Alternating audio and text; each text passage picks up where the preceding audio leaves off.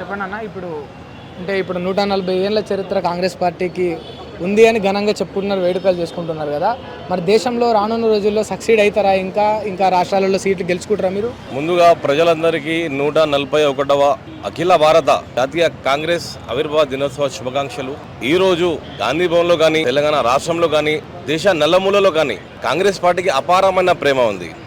Congress party పుట్టడానికి కారణం ఆ రోజుల్లో ఆంగ్లేయులు మనకేమైతే దౌర్జన్యం చేసుకున్నారో వాళ్ళని తరిమి కొట్టడానికి ఒక సంఘటనగా ఏర్పడి ఒక విశాలమైన పార్టీగా ముద్రించబడ్డది. ఆ పార్టీని ఆనాడు మహాత్మా గాంధీ గారు, జవహర్ లాల్ నెహ్రూ గారు, సర్దార్ వల్లభాయ్ పటేల్ గారు, మౌలానా అబుల్ కలాం ఆజాద్ గారు అలాంటి విశాలమైన నాయకులు ఆ రోజుల్లో ఈ బాధ్యతని అంటే దేశాన్ని ఆంగ్లేయుల నుంచి విడిపించడానికి వాళ్ళు మోసిన బాధ్యతని ఒక పునాది వేసారు. ఆ రోజే ఈ రోజు కొందరు అంటుంటారు, చాలా మంది అంటుంటారు కాంగ్రెస్ పార్టీ రాబోయే రోజుల్లో ఉండదా పోతుందా, 140 ఏళ్ళ నాటి పార్టీని మీరు తరిమి కొట్టడానికి మీరు చేయడానికి ఏం చేయలేరు మీరు. అది మీ వల్ల కాదది. ఎందుకని చెప్పేసి అంటే పార్టీ మీద అభిమానం ఇంకా ఉన్నది.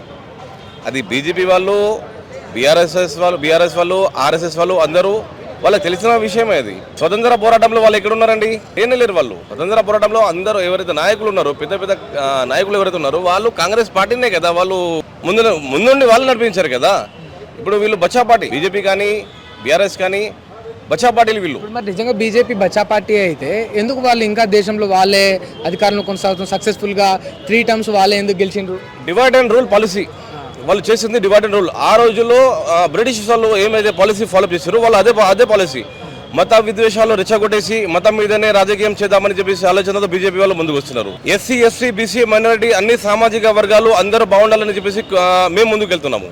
అంటే వాళ్ళ పాలసీకి మా పాలసీకి అంటే వాళ్ళ ఆలోచన విధానానికి మా ఆలోచన విధానానికి చాలా తేడాలు ఉన్నాయి. అంటే వాళ్ళ పాలసీ చెడ్డది, మీ పాలసీ మంచిదని చెప్తారు అంతేనా? ఆబ్వియస్ గా ఒకటేనా? 100%. మరి మీ పాలసీ మంచిదైనప్పుడు 100% యాక్సెప్ట్ చేయట్లేదు. అందుకోసమే కదా ఇప్పుడు అధికారం రావడానికి వాళ్ళు చేసిన ఓట్ చోరీకి నిదర్శనం మొన్న జరిగిన సభనే కదా.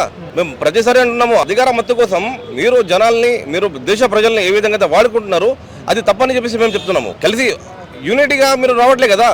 మీరు హిందూ సమాజంలో మేము కూడా గౌరవిస్తామండి. అదే ముస్లిం కంటే we also support Hindus. India is a divine country. ఇండియాకి ఒక గొప్ప చరిత్ర ఉంది. ఇక్కడ హిందువులు, ముస్లింలు, సిఖ్లు, జైన్లు అందరు కలిసి కట్టుగా ఈ దేశ నిర్మాణానికి వాళ్ళు భాగస్వాములు అయ్యారు. మీరు వాళ్ళని విడిచిపెట్టేసి మేము సొంతంగా మేము రాష్ట్రం చేస్తామని చెప్పేసి అంటే అది కాని పని కదా. అది దానికోసం ఆలోచన విధానాన్ని కదా మేము తిరస్కరిస్తున్నాము. మేము ఇండియన్స్ తిరస్కరిస్తే వాళ్ళ ఆలోచన విధానాన్ని, వాళ్ళు ఏ విధంగా ఆలోచిస్తున్నారో ఆ విధానాన్ని మేము తిరస్కరిస్తున్నాము. అది విషయం.